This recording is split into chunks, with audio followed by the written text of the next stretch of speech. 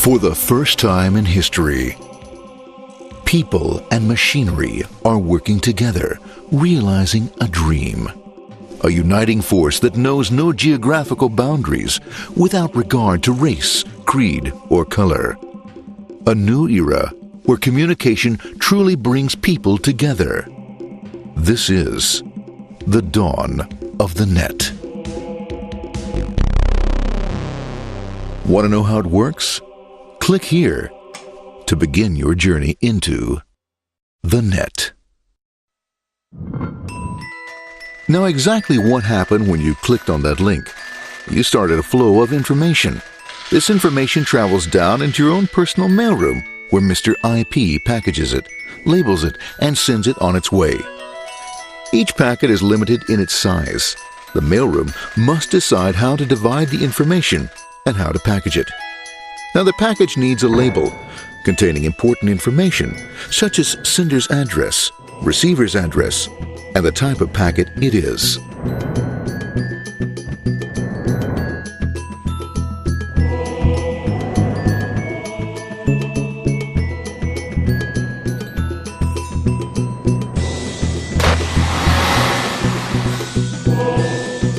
Because this particular packet is going out onto the internet, it also gets an address for the proxy server, which has a special function, as we'll see later. The packet is now launched onto your local area network, or LAN. This network is used to connect all the local computers, routers, printers, etc. for information exchange within the physical walls of the building. The LAN is a pretty uncontrolled place, and unfortunately, accidents can happen.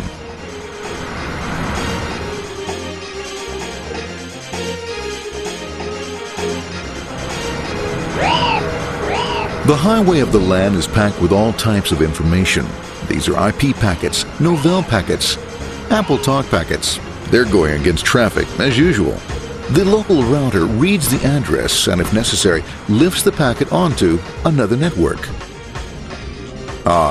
The router, a symbol of control in a seemingly disorganized world. Whoops, sorry about that. Well, let's go with this one here, this one here. This one goes here, this one goes here. I don't like this one. Let's go with this one. Let's go here. This left. Let's go with this one here. Another channel here. Let's put that one here. Let's put that one here. There he is, systematic, uncaring, methodical, conservative, and sometimes not quite up to speed. Sorry. But at least he is exact, for the most part.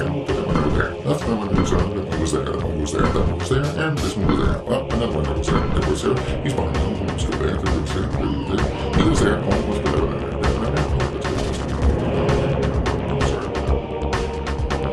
there. As the packets leave the router, they make their way into the corporate intranet and head for the router switch.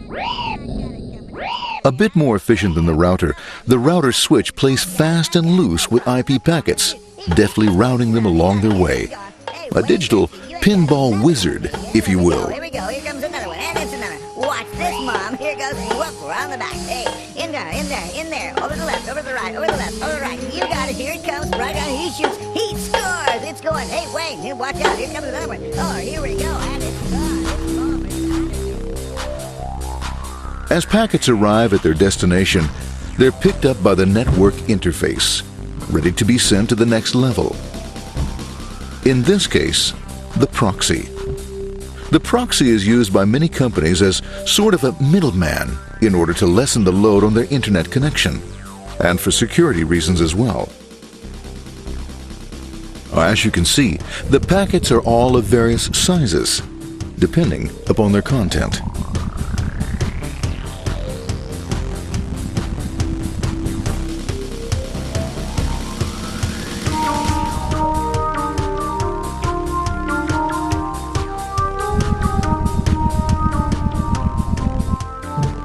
The proxy opens the packet and looks for the web address, or URL.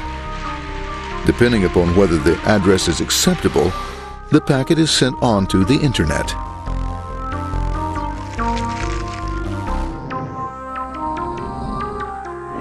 There are, however, some addresses which do not meet with the approval of the proxy, that is to say, corporate or management guidelines. these are summarily dealt with. We'll have none of that.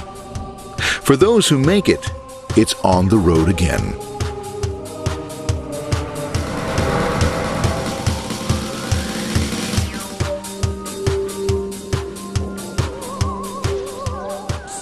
Next up, the firewall.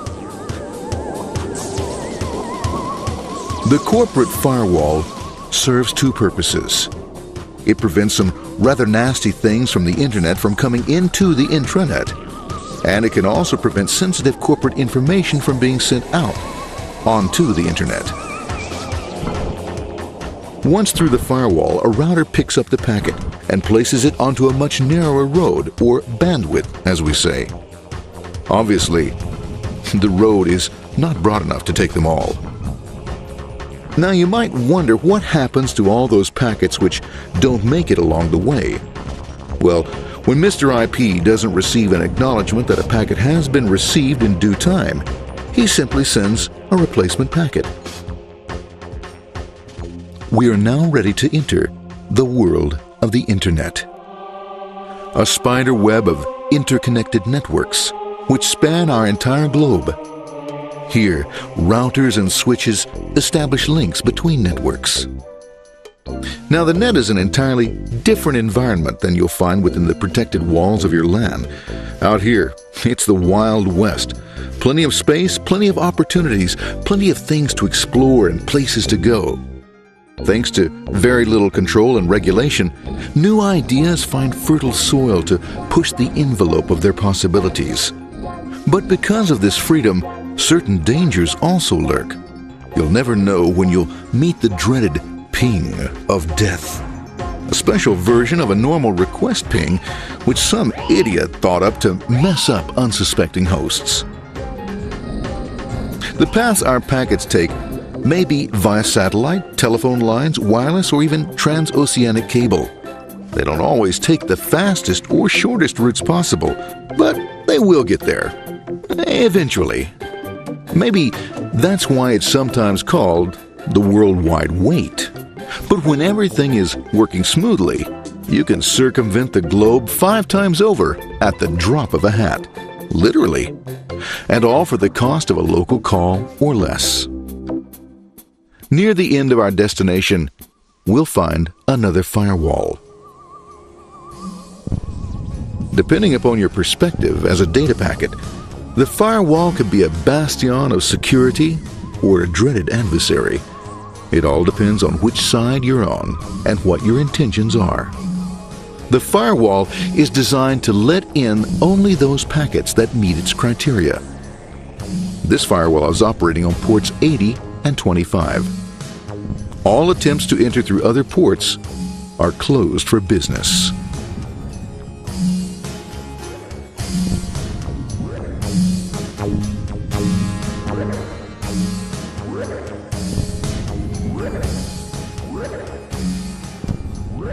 Port 25 is used for mail packets, while Port 80 is the entrance for packets from the internet to the web server. Inside the firewall, packets are screened more thoroughly. Some packets make it easily through customs, while others look just a bit dubious. Now, the firewall officer is not easily fooled, such as when this ping of death packet tries to disguise itself as a normal ping packet. It's okay, go on, it's okay, no problem. Have a nice day, we out of here, bye. For those packets lucky enough to make it this far, the journey is almost over. It's just a line up on the interface to be taken up into the web server. Nowadays, a web server can run on many things, from a mainframe to a webcam to the computer on your desk, or why not your refrigerator? With a proper setup, you can find out if you have the makings for chicken cacciatore or if you have to go shopping. Remember, this is the dawn of the net. Almost anything's possible. One by one, the packets are received, opened, and unpacked. The information they contain, that is, your request for information, is sent on to the web server application.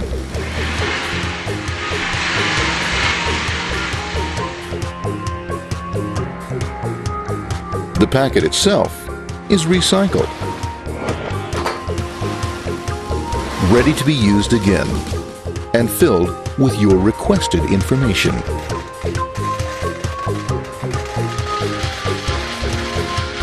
Addressed and sent out on its way back to you. Back past the firewall, routers, and on through to the internet.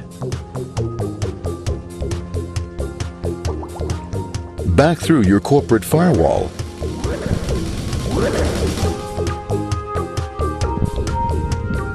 And onto your interface. Ready to supply your web browser with the information you requested. That is, this film.